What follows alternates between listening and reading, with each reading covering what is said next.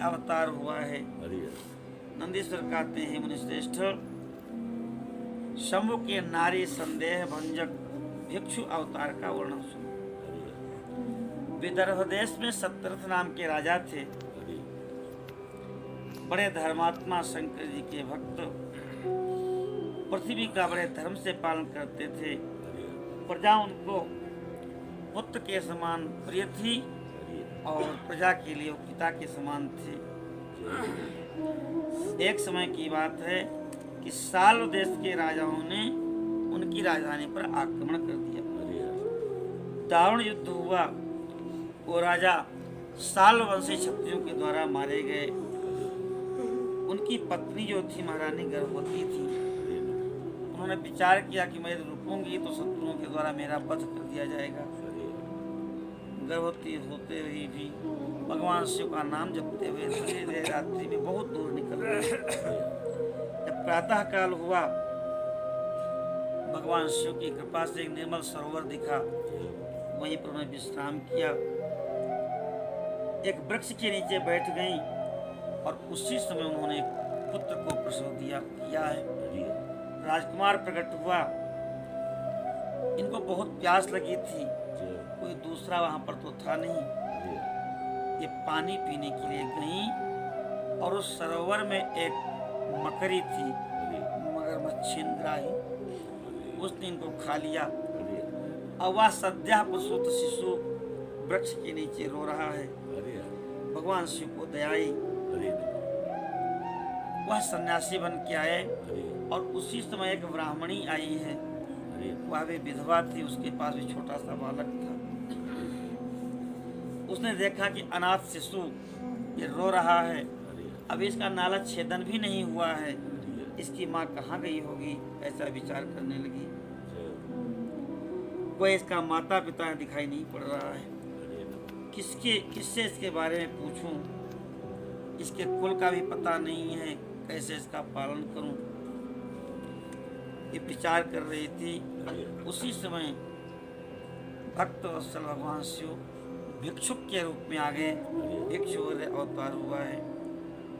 उन्होंने ब्राह्मणी से कहा कि हे ब्राह्मणी, तुम संदेह मत करो और इस बालक को तुम पालन करो। ये परम पवित्र है और आगे चल करके तुम्हारा पालन करेगा।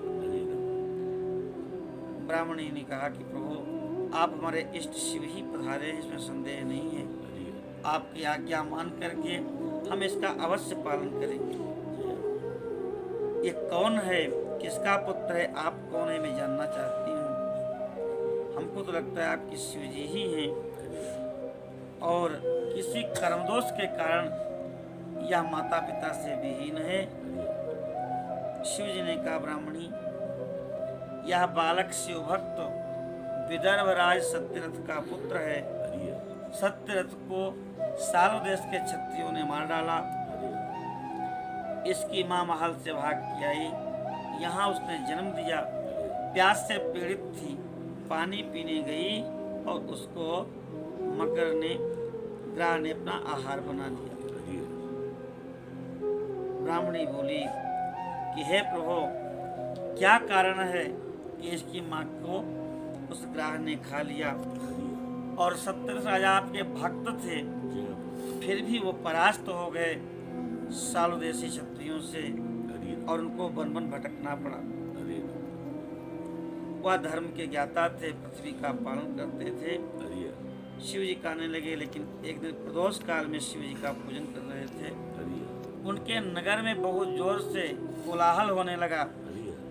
वह पूजा छोड़ करके चले गए और कि कहीं राजभवन में कोई उपद्रवी लोग न आ जाएं। उसी समय राजा का जो मंत्री था उस शत्रु को पकड़ करके लाया है। क्रोध पूर्वक राजा ने उसका मस्तक कटवा लिया। शिव पूजा छोड़ करके नियम को समाप्त किए बिना ही राजा ने रात्रि में भोजन भी कर लिया।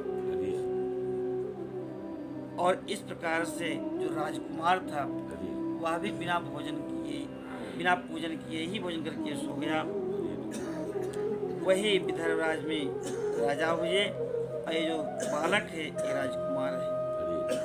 शिव की पूजा बीच में छोड़ने के कारण इसकी ये दुर्गति हुई। और जो ये ग्राह है ये इस रानी की सौत थी और इसने छल करके उसको मार दिया था। तो इसने अपना बदला ले लिया।